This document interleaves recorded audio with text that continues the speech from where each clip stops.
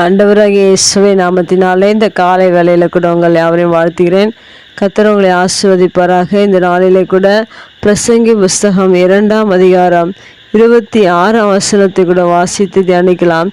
தேவன் தமது பார்வைக்கு நல்லவனாய் இருக்கிறவனுக்கு ஞானத்தையும் அறிவையும் இன்பத்தையும் அளிக்கிறார். மிக அருமையான வேதவசனம் இந்த வேதவசனத்தின் ஒரு பகுதியாக இருக்கிறது.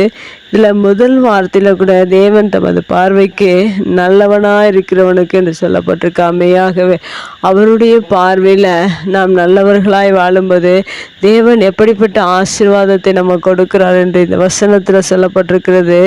முதலாவதாக அறிவையும் இன்பத்தையும் ஞானத்தையும் அளிக்கிறார் என்று 3 விதமான ஆசீர்வாதங்கள் இங்கே சொல்லப்பட்டிருக்க. முதலாவதாக தேவன் ஞானத்தை கொடுக்கிறார். கர்த்தருக்கு பயப்படுதலே ஞானத்தின் ஆரம்பம் என்று சொல்லப்பட்டிருக்கிறது. சாலமோனுக்கு ஞானத்தை கொடுத்தார்.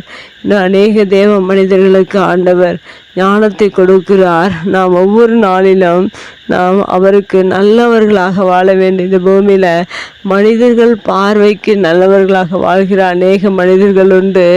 ஆனால் மனிதனுடைய பார்வை அல்ல, தேவனுடைய பார்வையில் நாம் நல்லவர்களாக வாழும்போது தேவன் நமக்கு ஞானத்தை கொடுக்கிறவராக இருக்கிறார்.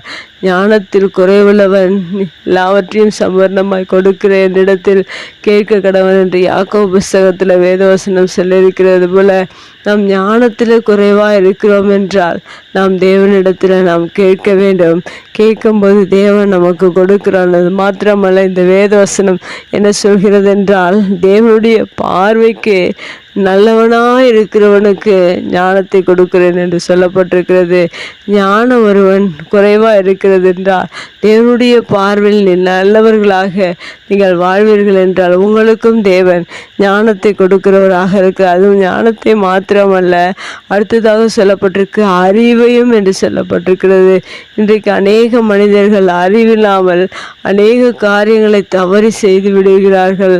ஆனால் நம்முடைய தேவன் நல்லவர் என்று நாம் அறிந்து கொள்ளும்போது மெய்யாகவே தேவன் நமக்கு அறிவையும் கொடுக்கிறவராக இருக்கிறார். அடுத்ததாக இன்பத்தையும் அளிக்கிறார் என்று சொல்லப்பட்டிருக்கிறது. நமக்கு தேவன் துக்கமான எல்லா சூழ்நிலையிலும் நமக்கு இன்பத்தை கொடுக்கிறவராக இருக்கிறார்.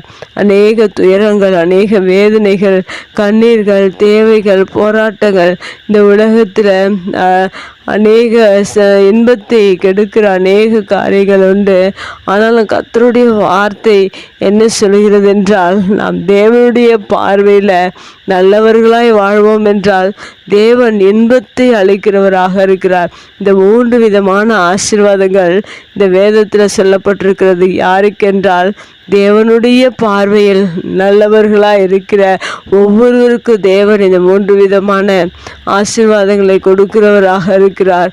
ஒவ்வொரு நாளிலும் இந்த ஆசீர்வாதத்தை பெற்றுக்கொள்ள நாம் தேவனுடைய பார்வையில் நல்லவர்களாக வாழ்வோம். கர்த்தர் நம்மை ஆசீர்வதிப்பார். கண்களை மூடி ஜெபிக்கலாம். எங்கள் அன்பு தகப்பனே, தர்மையான வார்த்தைக்காக நன்றி செலுத்துகிறோம். இந்த வேத வசனத்தில் சொல்லியிருக்கிற பிரகாரம் உம்முடைய பார்வையில் நாங்கள் நல்லவர்களாக வாழ்ந்து நாங்கள் அறிவையும் ஞானத்தையும் இன்பத்தையும் நீர் கொடுக்கிற இந்த மேலான ஆசீர்வாதத்தை எங்களுடைய வாழ்க்கையில் நாங்கள் ருசி பார்க்க நீங்கள் எங்களுக்கு உதவி செய்வீராக. இந்த ஆசீர்வாதங்களை இந்த புதிய நாளில் உடைய வார்த்தை கேட்கிற ஒவ்வொருடைய வாழ்க்கையிலும் நீர் ஞானத்தையும் அறிவையும் இன்பத்தையும் நீர் அளிக்கிறவராக இருக்கிறபடினால நன்றி செலுத்துகிறோம். ஒவ்வொரு நாளும் நீர் எங்களுக்கு தேவையான ஞானத்தை கொடுங்க, அறிவை கொடுங்க. ஒவ்வொரு நாளும் நீர் இன்பத்தை நீர் கொடுக்க போகிறதற்காக நன்றி செலுத்துகிறோம். தொடர்ந்து உங்கள் பிரசனம் எங்களோடு கூட இருக்கட்டும். எல்லாவற்றையும் நீர் பொறுப்பெடுத்துக் கொள்ளுங்க. இயேசுவின் நாமத்தில் ஜெபம் கேளும் நல்ல பிதாவே, ஆமேன்.